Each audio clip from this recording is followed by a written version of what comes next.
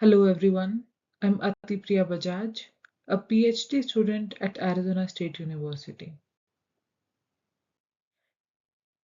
There's a well-known joke that goes by that there are two hard problems in computer science: cache invalidation, naming things, and off by one errors. In computer security, we spend a lot of time finding off by one errors, but there aren't enough papers or work done in the area of naming things. In our work, we address the second hard challenge, that is, naming variables in decompiled code. But first, let's take a look at what decompilation is. Binary decompilation is the process of transforming binaries from their machine level code to the corresponding high level pseudocode, generally resembling a C style code. Due to the inherent obscurity of binaries, reverse engineers face significant challenges when analyzing malware, finding vulnerabilities, or working with the legacy code. Compilation is lossy. Compilers do not preserve important source code artifacts such as data types, function names, variable names, and so forth. Decompilers rely on heuristics to recover this lost information. Here is a decompile code from IDA. Notice how variables are named as A1, A2, A3, or V4. These variables are decompiler-generated placeholder variable names. However, these variable names are not meaningful. Now imagine renaming variable A1 to input and A3 to output. This instantly makes the code cleaner and more intuitive.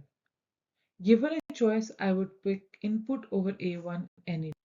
Variable names embed semantic meaning, which makes the code more intuitive and easy to read. Developers strive hard to name variables accurately to convey the intended meaning of the code. Therefore, we expect the variable name predicting system to predict meaningful variable names. However, when testing existing work that predicts variable names in decompiled code, we realized one of the most predicted variable name is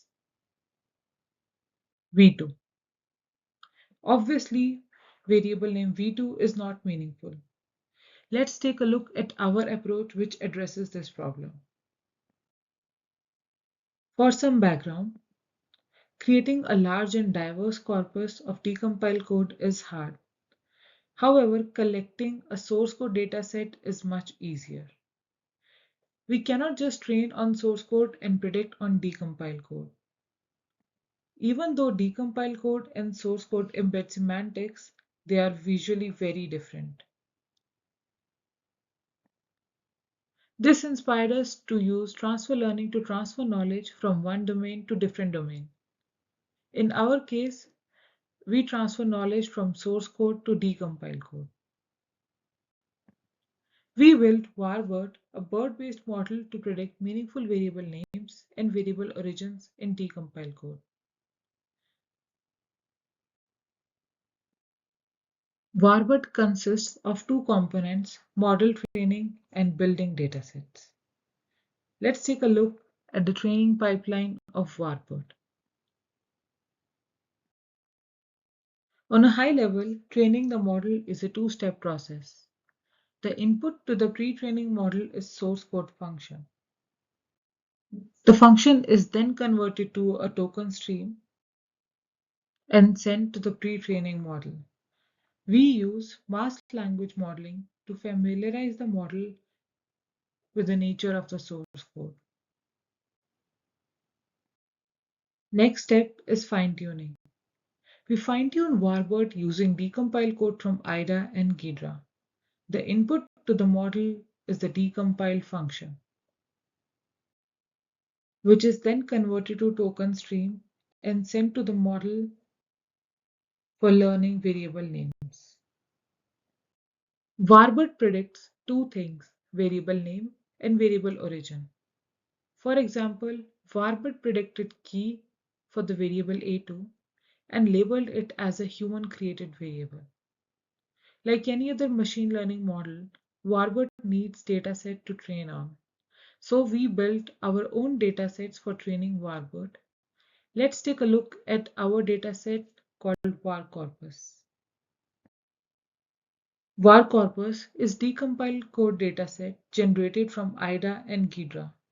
We collected 112,000 C libraries and executables for 4 compiler optimizations, O0 through O3.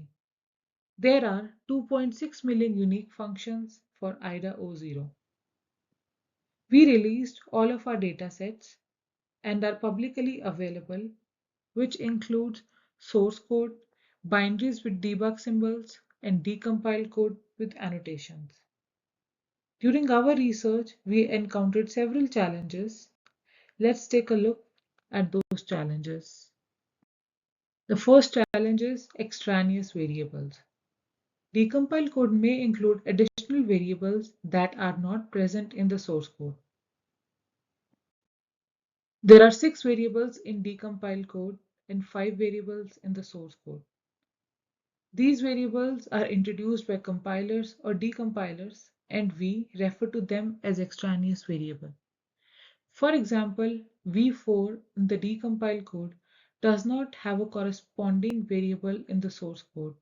Hence, it does not have a developer assigned name. So, during mapping, there is no way we can map v4 to a developer assigned name. Based on this observation, we trained our model only on meaningful developer assigned variable names.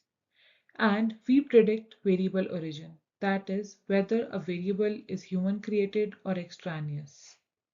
Variable v4 gets a label of extraneous variable and a3 gets a label of human created.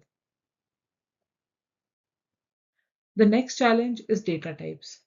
Data types impact the decompilation output. The decompiled code of a binary with debug symbols is quite different from a decompiled code of a stripped binary.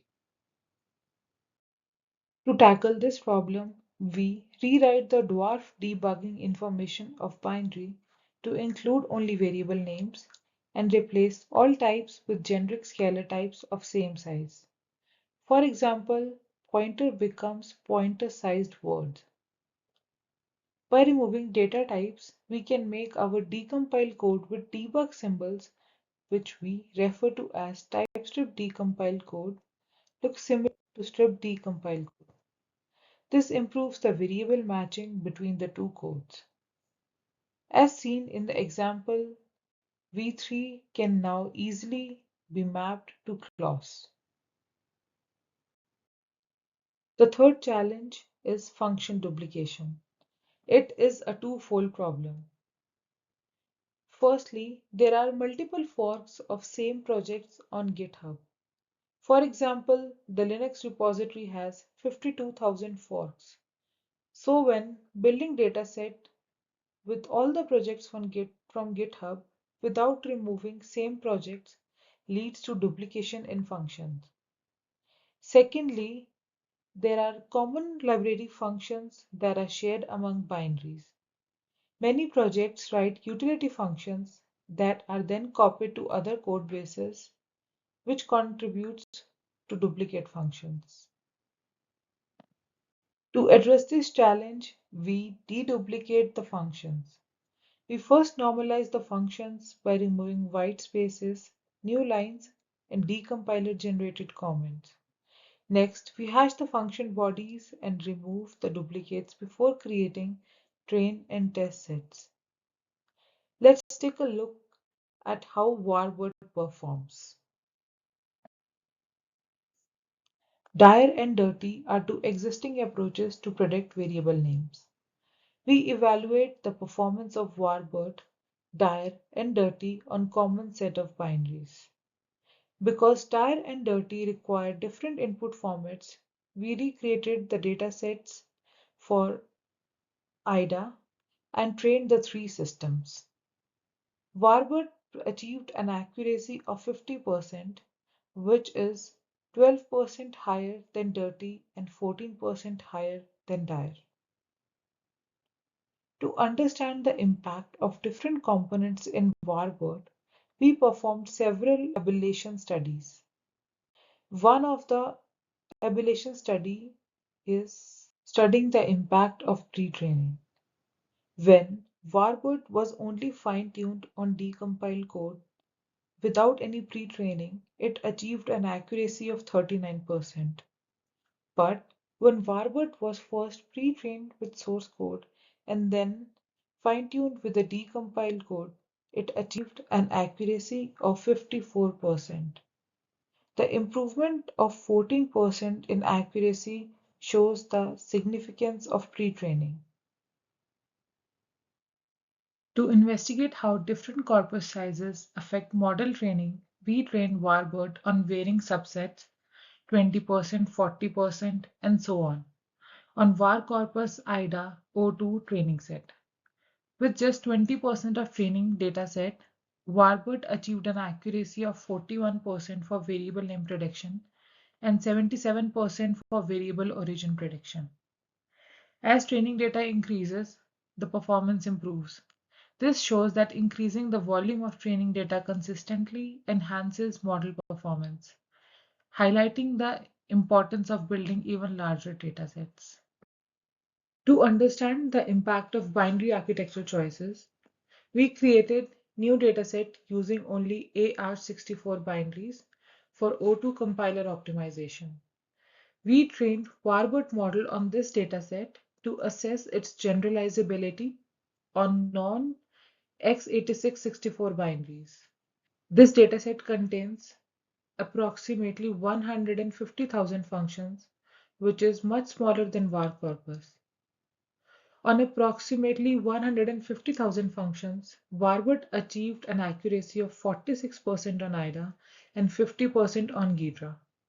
These results are comparable to the performance of Warbird models that are trained on similar number of x86-64 decompiled functions. This indicates the generalizability of our approach. We have some interesting findings when we were looking at some of the Warbird predicted variable names. For that, let's take a look at a case study.